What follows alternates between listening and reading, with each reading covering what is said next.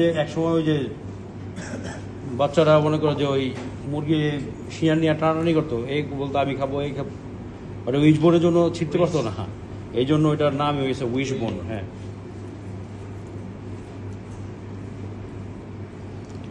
Butterfly করে কেটে নিচ্ছি আমাদের কাজের সুবিধার জন্য, বাট নট নেসেসারি যে পোচ চিকেন করতে হলে তোমাকে এইভাবে কাটতেই হবে এবং কোনো তুমি বাধ্য না। ঠিক আছে, ডিপেন্ড করে তুমি কিভাবে প্রেজেন্ট করবা, বুঝছো? সেটা আমরা কি এই নাইফটা দিয়ে কাটবো? এটা বোনিং নাইফ, বুঝছো?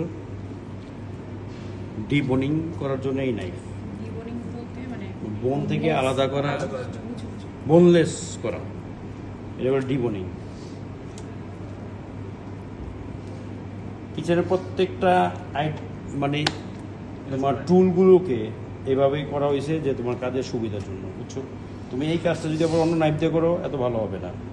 আবার যেমন ফিলের জন্য আমার আলাদা নাইফ আছে, কখনো ওই আমার নাইফ সেট তো ক্যারি করি না, আমার মানে ওটার একটু